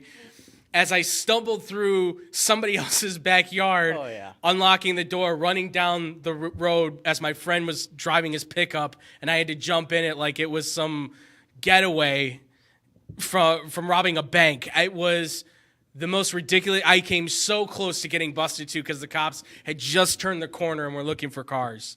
Hey, Julius, you need to make this into a movie, and we need to get a reenactment of this because this is great. I love this story. I only knew about this later because I got text messages from my friends being like, "Are you feeling okay?" And then I go back to school and I'm like, "My shoulder's all bruised. Like, what's wrong with me?" And they're like, "Do you not remember what happened?" And then the dude's house we were at was like, "Bro, what did you do?" And I was like, "What are you talking about?" And he's like, "Yo, you broke my fence." And I was like, "When I went over the top?" He's like, "You didn't go over the top. You went through it." Like, and we're talking like this isn't like plywood, like thin fence. We're talking like this was really thick wood fence kind of thing that apparently I drove through. And I was like, "Yo, man, coach taught me really well." Like, he said, "Hit through the man," and I hit through the man. He's like, "My parents are so pissed. There is a human-sized figure in my fence. What is wrong with you?" I'm like, "I thought I jumped it. I thought I cleared it. And I thought I just fell on my shoulder." He's like, "Yeah, you didn't clear nothing, homie." And I was like, "All right, fair enough." That's crazy. That was the closest I ever came to getting. I never did get, well, there was one time I got put in handcuffs. Not arrested, just detained, and that was because I thought you were made going a to say joke. something else there, Andrew. Yeah. Well, no, I made a joke to a cop that he was having a bad night, I think. He was like, he saw me swerving at one point, and then he asked me, "Have you had anything to drink?" And I said, "Well, not yet, officer, but I'm going to fix that right now." To which he said, "Please step out of the car." And he knew you was soft already. I mean, he thought he's like, "I know you're on something." And then the final line that pushed me over it was I had a Nerf gun in the back because, you know, I was childish, just chilling in the back. And he pulls it out and he's like, "Whoa, whoa, whoa, what do we have here?" And I was like, "Yes, officer, I'm sorry. You've caught me. I was ready to shoot up a teddy bear farm." Oh, my God. He no, got you didn't. mad to the No, point you where the other didn't. cops that showed up were like, "Okay, hold on a second. You didn't do anything wrong, right?" "Nope." Took the handcuffs off. And he's just like, "You better remember this because next time it might not go so well." I'm like, "Yes, sir, Officer Serious." Yeah, that cop was looking for Yeah, he was not He was happy. looking for trouble. But so were you with those statements. No, listen, I was snarky. I will say that was not good of me. I shouldn't do that. I got one real quickly because I'm Please. underage. I'm not going to completely out myself. Yeah. But at my Let's not do job, that. I technically have this ability, but not really. I drive my car on walking paths and like trails near a playground. So technically I'm not supposed to do it, but when the park's closed, I still don't think I'm able to do that because it's closed. You're saying you endanger human lives. No, because it's closed. No one's there. I make sure no one's there. You're saying I make sure no one's there, guys. I make sure. But This is yeah. a bad so if you idea. see a little kid and you say you're not swerving, I just want to get that right. You're not swerving out of the way if there's a little kid. Oh, present. no. I'm going right through them. Oh my God. I'm driving straight. But no, Here, like folks. if I Here leave first. something in the garage, I'll just be like, "Oh, I'm going to drive my car up there." My boss is just like, "Yeah, sure, that's fine. I don't care." Wow, that's So I kind of get approval, but like I don't think you're supposed to take a car by a Sure. playground. I mean, I don't know. Sure, absolutely. Wow, Scotty, wow. Unreal. Next year, I'll get into a little There bit you more. go. There you go. Not too much. Not too much. All right. Well, that's going to do it for us here, ladies and gentlemen. That's going to be it for us here at X-Bomb Sports for this show. Thank you all so much for watching and listening. Really quick, I do want to say, just very quickly, this Tuesday, my grandmother had passed away, and obviously last week I had kind of mentioned how we were doing the American Cancer Society thing because my mother right now has colon cancer, and I cannot say thank you enough to everybody who sent me emails, messages, the friends that sent me phone calls and stuff, people that just poured in this amazing amount of love and even donated as well. I mean, it's unbelievable. And I just want to say you guys are the most amazing fans in the world, and I appreciate you guys, and I love you guys, and I know that we were off for so long, but I just want you guys to know just how much you mean to me and mean to us. So I just wanted to be able to say thank you to you guys for everything that you have done for us, that you probably will do for us. We appreciate you. That's why you are the best fans in the world. Thank you guys so much. And on behalf of my mothers, please keep donating to the American Cancer Society as well. Please, the link is in the bio for YouTube and Facebook. Please go check those out. Please go donate. For my grandmother, if you want to, we also have the links for the St. Jude Children's Hospital as well for you guys to be able to donate to. So it was a charity that she really cared about. She wanted to donate to. So please, guys, please donate to that as well. We would really appreciate that. Again, thank you guys all so much. I do appreciate that very much. It means the world to me. You guys are truly the best fans in the world, and I couldn't ask for anything more. Thank you so much. I really do mean it. With that, ladies and gentlemen, that's going to be the end of our show. If you guys want to check out any more of our stuff, follow us on Facebook, be a part of the Boom Crew. You guys can also check us out as well on Twitch. That's twitch.tv/xbombsports. The Facebook is facebook.com/xbombsports. And, of course, there is youtube.com/xbombsports where you can find us as well. We are simulcasting on all 3 of these platforms. Social media, Instagram and Twitter at XBombSports for both of them. And if you have any questions or comments, anything you want to ask us anymore that we just answered, of course, xbsportsofficial@gmail.com. And yes, the American Cancer Society as well, ladies and gentlemen. Make sure, please, to donate. St. Jude's Children's Hospital. The links are in the descriptions down below for Facebook and YouTube. Please go check that out, ladies and gentlemen. I am Andrew Valentin, of course. I'm at TheFluffyGuru on Twitter, Boom Crew Captain on Instagram. Please go check out No Substitute for Sports for our guy Nick Johnston, Tony Smalls and Big J streaming every week. They also have their I Can Relate podcast as well. You should go check out. Scotty, plug your stuff, man. Scotty KO3 on Twitter, Pitch Talk on SportsTownChicago.com. Thursdays at about 3 o'clock, talking soccer, which hopefully we can get to on XBomb because I would love that. And then 4-Star Sports on Tuesdays at 4 o'clock. Absolutely. Go check that out. Jessica, do you have anything that you would like to plug? By any means, the window is open for you if you want to. Well, right now I am just learning as much as I can. I definitely have so many ideas that I want to put into action, so I will be out there very soon, coming soon. So keep an eye out for that. Absolutely. Be on the lookout, ladies and gentlemen. Another star will be born, and we're going to be helping her get along the way on that. So you can bet on that, Jessica. You need any help, just let us know. We got your back. Other than that, make sure to blow the whistle, of course, every week. Other than that, I think that covers everything as well. Thank you all so much for watching and listening. We're going to get out of here. And as always, ladies and gentlemen, much love. Peace out, Boom Crew.